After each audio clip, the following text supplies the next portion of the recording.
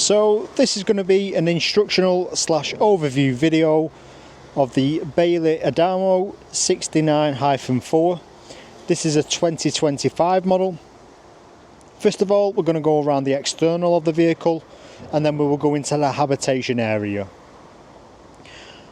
Just to let you know, this video is to highlight where all your main components are in the vehicle, like your drain valves, etc.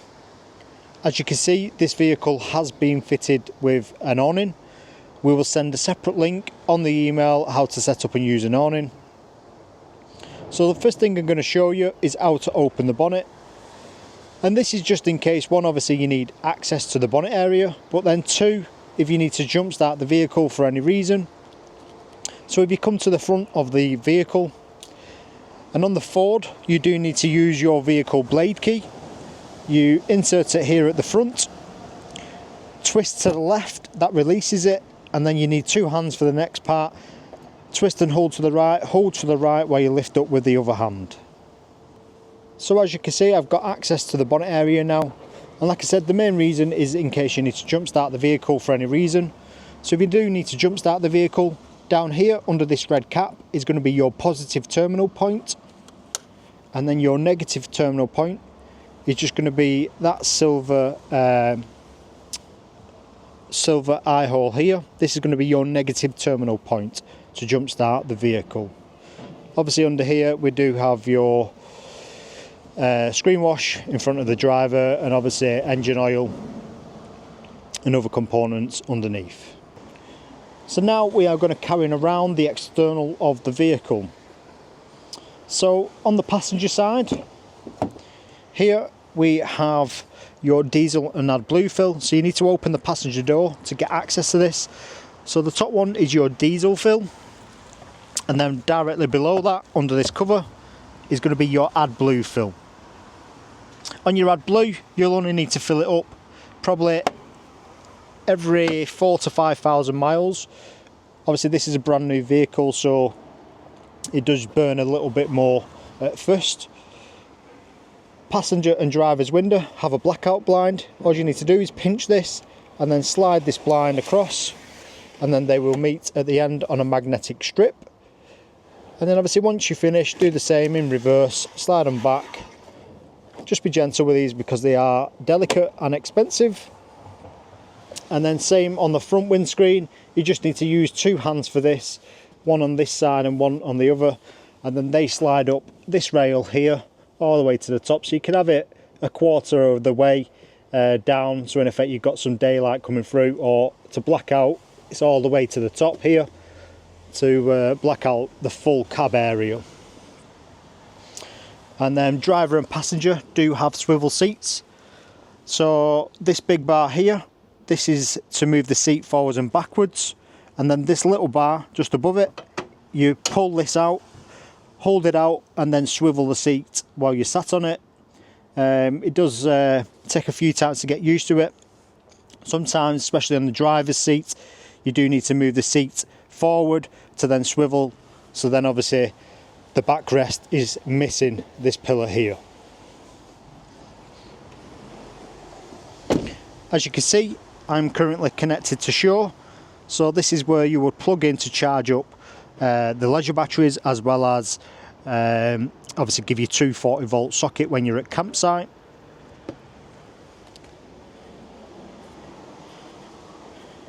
Your next compartment we have here, this is going to be your freshwater fill. So in the garage you will have a whale hose pipe which connects onto here. Once you connect onto there, all you need to do is turn on the hose pipe.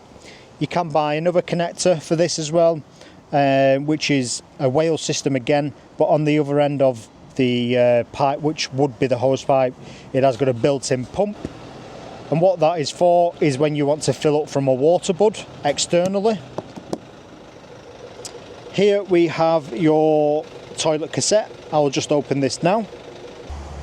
So as you can see, I have now got access to the toilet cassette. If I want to empty or clean the cassette to take out, all I need to do is this orange tab here, lift this up and then pull the cassette towards you. That then releases the toilet cassette. Now if I want to physically empty the cassette, this orange nozzle here needs to twist out to the left, and then if you take this grey cap off, when you tilt up, that will start emptying. Also, if you put your thumb on this button at the top, this lets air into the top of the cassette, so all the fluids flow out a lot faster without splattering yourself. Also, you can open the blade here, so you can clean internally with an hose pipe as well. Once finished, all you need to do is align your cassette, push it back in, and you just need to make sure that this orange tab is secured down, because then your toilet cassette is not going to move in transit. Also, this is lockable as well. And the last thing, on the passenger side of the vehicle, we have your garage area. So as you can see, we've got a 12 volt light here with a switch up here. So this will only turn on when the 12 volt system's on. I currently have the control panel on in the Habitation. Down here we have a 240 volt 3-pin socket and then a 12 volt socket. So the 12 volt will work off your leisure battery. Obviously the 3-pin only works when you are connected at campsite or obviously mains hookup. In this cupboard here we've got some storage, and then the other side there we have got your fresh water tank. I will show you this internally through this sliding door from the bathroom, just so it's a bit easier for me to get access to show you. But this is your fresh water tank, and basically you just need to make sure that the drain bung is inside this tank. As you can see there is a little chain there, so there will be a cap on that and a freshwater bung to stop the freshwater tank draining, but I'll show you that when I'm inside. Also here we've got, obviously you got your panelling to make up the down to berth underneath. Got Habitation carpets. In this brown box will be your awning. It'll have the clips on there so you can clip it up. And then we have got travel seat cushions for the rear. I've currently got one set up in the Habitation to show you.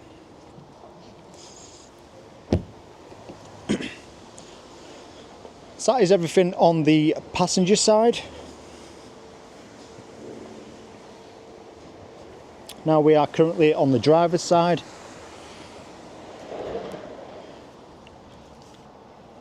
As you can see here, we've got, because it's a brand new vehicle, you've got a Bailey pack which has got a mains hookup in there. You'll have your hose pipe and drain plugs for the sinks. You've got hanging space at the top here, or if you've got any tall stuff, i.e. skis, I call it your surfboard as well. There's some surfers. So yeah, you can obviously get your tall items there. As you can see, we do have a vent here. So this is actually heated in the garage area. So if this vent's open and the heating's on, this will obviously circulate in here as well. So it's a good little feature to dry anything out in, as well as keep the garage up to ambient temperature as well. Directly below the rear axle on the driver's side, as you can see here, we have got your grey waste drain valve. So this rod here is just a push and pull mechanism. So to drain it, all you need to do is pull the blade, which is currently open, and to close it, all you need to do, push the blade towards the van, and that will then obviously close the grey waste tank. As you can see, there is a little cap dangling there. Some people just leave this dangling, but some people do put the cap back on the nozzle underneath. If you have got it, the cap on, just remember to take it off, because if you try and open this blade, nothing will drain out because obviously the cover's on. Personal preference, some people leave it on, some people just leave it off completely. Here we have your gas locker. Just open this here. So in this gas locker you can fit two 6 kilogram tanks in here, and then you have got your gas regulator up here, so you connect on the other side of the regulator. There should be a 1/2 inch thread there, so you will connect onto that, onto your gas canisters. So it's up to you, obviously you want to carry 2 tanks or 1. If you carry 1, you've got a bit of storage in here, but like I say, you can fit 2 6-kilogram gas tanks in there. Here we have your flue. So this is your Truma boiler flue. So you just need to keep this clear at all times, especially when the boiler is on. Basically, this is going to exhaust any fumes on the solid fuel, i.e. gas. On the driver's side here, directly below in the footwell, we do have your inflation kit, because this vehicle does not come with a spare wheel. So this has got an inflation kit, so you got your gel, you got your 12-volt pump there, and also, because it's a Ford, you do have a locking wheel nut as well in there. So as you can see, I am now in the Habitation area. The first thing I'm going to show you is just the Habitation control panel, which is here. So on the left hand side, we've got your master power on and off for the Habitation. Here we've got some arrows to go through some of the settings. So you've got a settings tab, you've got a fill tank tab. So basically that is when you're filling up from a water bud. Like I said, you do need to buy a separate fill on the whale system for this, because it's got a built-in pump. You've got a battery select. So currently we're running the vehicle on leisure battery on the Habitation. This is your waste level, so it gives you a rough percentage of your waste level. This is your fresh water level, which gives you a rough percentage of that. External temperature, internal temperature, gives you a leisure current, vehicle voltage, leisure voltage, and time. On the top left here, you can see a plug symbol. That means I am physically connected to shore, which is obviously a mains hookup. If I unplug, this will disappear. If you do plug the motorhome in and this doesn't show up, you just need to check 2 things. First thing to check is your campsite post, because sometimes they do trip.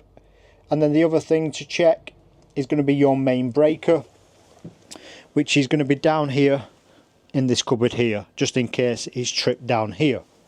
Most of the time it is the campsite that has trip, because like I said, they do reduce the power they give you. Last settings on here, you got your water pump on and off here. So on your water pump, you just want to make sure you have got physical water in the fresh water tank. You don't want to turn that pump on and run the pump dry, as you could potentially burn out the motor. Top right, we've got your lights for your Habitation. On the bottom right, because it's on a side, this is your external awning / porch light outside. So as you can see, turning it on and off, it tells you there. Below that, we've got some light switches for the Habitation. So if I've got these masters turned off, then obviously they won't come back on until I've physically used the switch.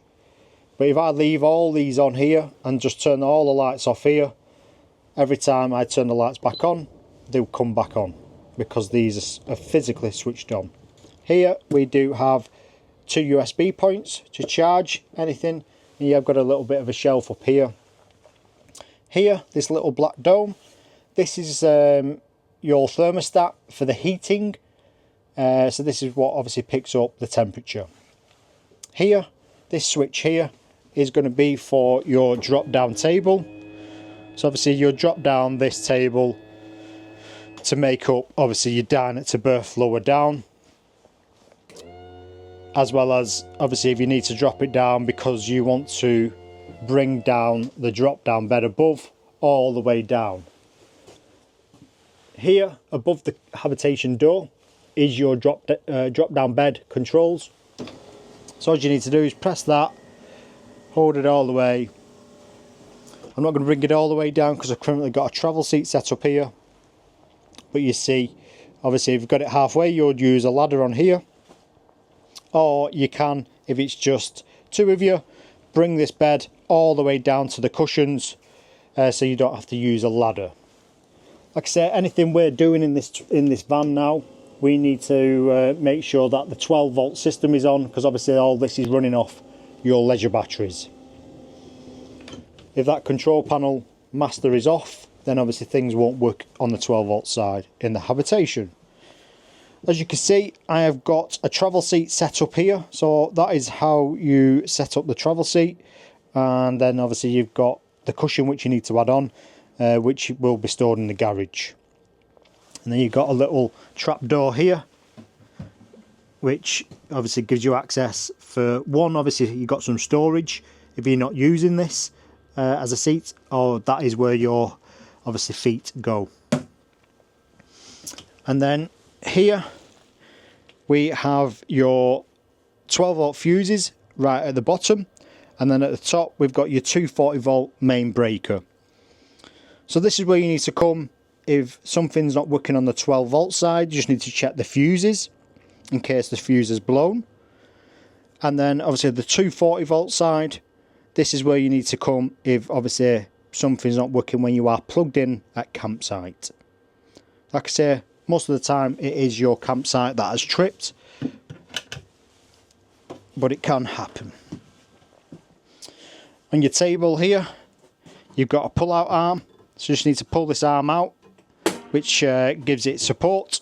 So when you are using the other side of the table, that has got support on it as well.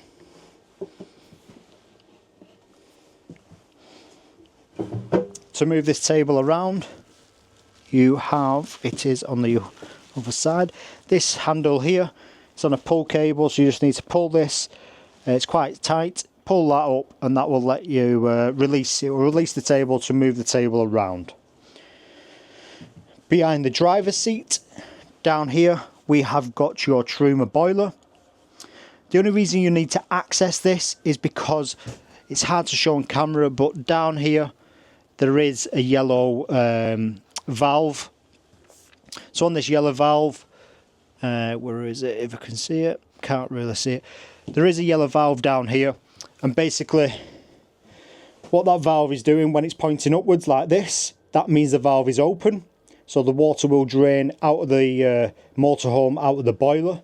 If I want to fill the boiler up with water, the valve what is open like this, you just need to knock it down like so, knock it down, and that will obviously be shut.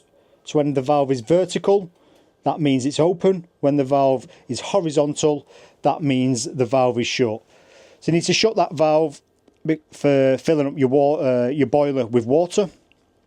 If the valve is open, when you are trying to prime your water system, the water will pour directly out of the motorhome and not go into the boiler. As you can see here, we've got your other travel seat. You've got some storage behind here as well. You have got pop-out table, which is just released with some arms underneath, spring loaded.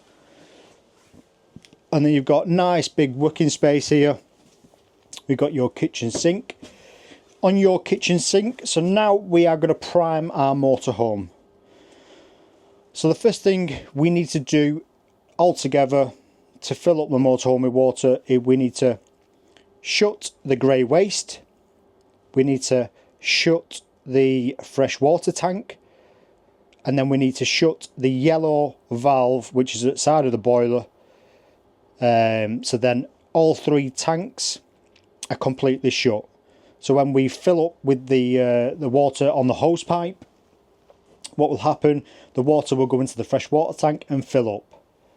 Now we want to prime our water system, so we want to bleed the air out of the pipe work. So what we're going to do is come to your control panel after we've filled the fresh water tank up, turn it on, and we are going to turn the pump on. I'm not going to physically do this because there's no water in yet, but you turn your pump on, and then what we need to do is come to the tap. So on the tap, we'll go open the tap on the cold side, and what that will do, the pump will pump the water from the tank through the pipe work, and then once you get a steady flow of cold water, that means your your cold side of the system is primed, so you can shut that. Now we want to fill up the boiler, because your boiler holds around 10 litres of your fresh water. So this will give you your hot water side. So we'll twist the tap to the hot side, open the tap, and this may take a minute longer because, like I say, your boiler holds 10 litres of your water minimum. Once you get a steady flow on the hot side alone, that means your full system, cold and hot, is primed, ready to use. You've got to remember your hot water is not instant hot water, you do have to boil it. Here we've got your Truma heating control panel, and this is your hot water control panel. On the email you'll get a separate link just on this control panel, how to operate it. Down below you've got some light switches, you've got some plug sockets again, and then in this cupboard up here you do have a plug socket up there as well. So like I say, them 3-pin sockets only work on your mains hookup. Here we have your oven and grill. So these are the knobs to use for the gas side of things, as well as one of these rings. This one here at the back is electric. So this ring will only work on mains hookup again when you're at campsite plugged in. That will work on electric. If you're off grid, you've got 3-ring gas burner there as well. So to use your gas for the boiler or obviously cooking, you just need to turn your gas on at the gas tanks first, and then what you need to do to prime it is push these in, use the igniter and keep them held in. Once you get once the thermocouple has warmed up, you just need to hold them in for a minute or so. Once the thermocouple's warmed up, they will stay alight. One safety advice we do recommend is once you've used this stove, is just this glass cover here, to keep this glass cover up, just to let the stove cool down, because the temperature difference in the glass, you could potentially shatter it, so we do highlight that. Directly below the oven and grill, you can see here we've got 2 isolation valves. So them valves are just, if one of the appliances goes faulty, you can isolate that appliance. So then you can use everything else in the motorhome on gas. Under this floor here, we have access to your grey waste. So this is really for the service side of things, but you can open this cap here and access your grey waste tank. Obviously if you want to clean it out or put some chemicals in there, you can do. Here we have your fridge freezer. So this is going to be a compressor fridge, and to turn this on, it's touchscreen up here. Turn it on, just press and hold the touchscreen and it will light up like so. So what this fridge is, a compressor fridge, runs off your leisure battery. The middle one is your temperature. So to change the temperature, press and hold and it will flash once, like so, and I can now select my desired temperature. On the right is your freezer, and then the far right you've got a moon symbol. So that means nighttime mode. So if you put this on, basically it will run the fan at a lower RPM, so it runs a bit quieter. On your fridge freezer, all you need to do is either turn it on or turn it off and select your desired temperature. Obviously that's all dependent on how much you fill the fridge freezer up. On your fridge freezer, when your engine's running, obviously the engine will charge up your leisure battery at the same time you're travelling, so that will top that up. Obviously if we're at campsite, the campsite is charging the leisure battery, so then obviously it's not draining your leisure battery. But if you are off grid and you've turned this on, then obviously this is running off your leisure battery alone. A lot of people do tend to, the first time they turn it on max after they've travelled to the destination for a few hours. Some people do turn this down halfway just to consume some energy in the leisure battery if you are off grid. You have got a TV bracket here. To release the TV bracket, you've got this little blade here. You just need to pull that towards you and then the TV will slide out. This is on a swivel. To use this, you just need to pull this pin down and then swivel the TV out as well. Once finished, slide it back into place. Also down here you do have a 12 volt and 3-pin socket. So there's plenty of sockets around this motorhome. So the last bit is just going over the bathroom area, as well as obviously the freshwater tank drain bung. Under the floor here, it's just a service hatch for access for the service team. We have your basin, obviously same again with your basin tap.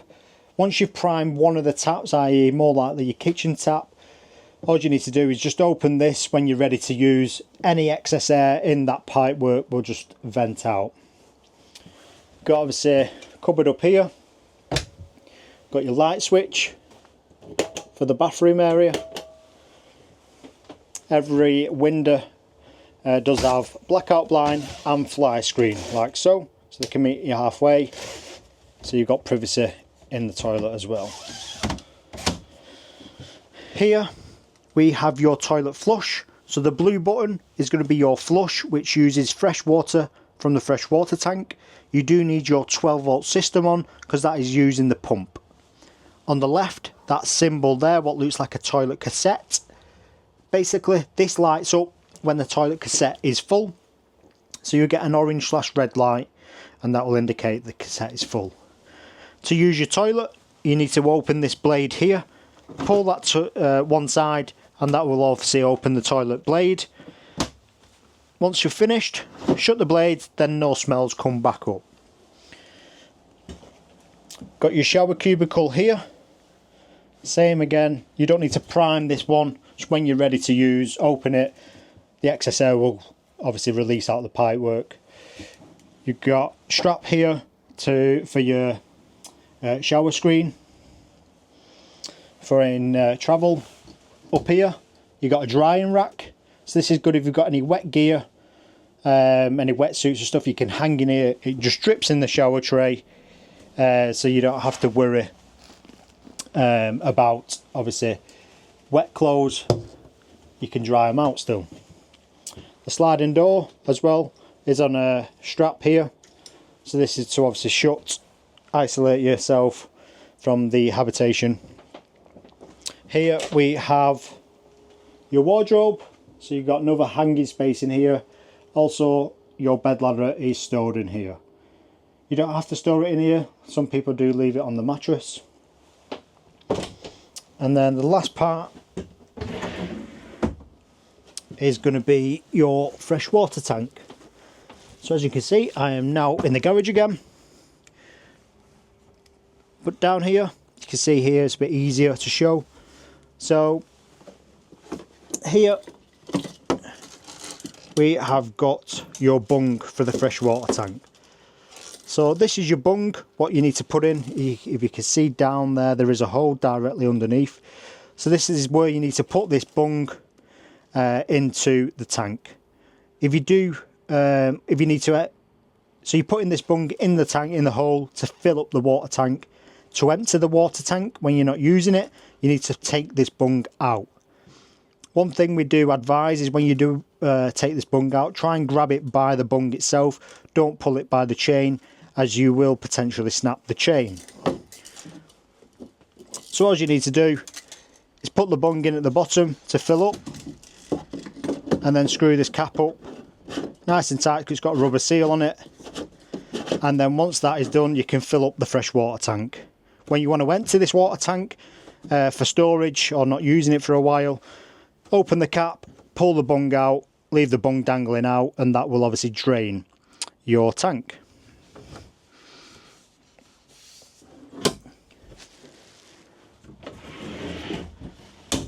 Same again, you got vents all over the motorhome for your heating. So you can isolate these vents, or you can open it and twist it at an angle to blow it direction. The last thing I'm going to show you is in the wardrobe at the back. Just up at the top corner here, you do have an aerial, manual aerial. Basically, there is a light indicator on this little box. When you get a green light, that means you've got signal strength, which is good. If it's red, it's poor signal. But you can undo this nut at the top here and then adjust the pole to obviously give you a bit more height. And you have to spin this pole directional to try and get the best signal to obviously have analog TV. So that completes the instructional / overview video of the brand new 2025 Bailey Adamo 69-4. If you have any more questions, leave a comment below, or you can always drop us an email or give us a call.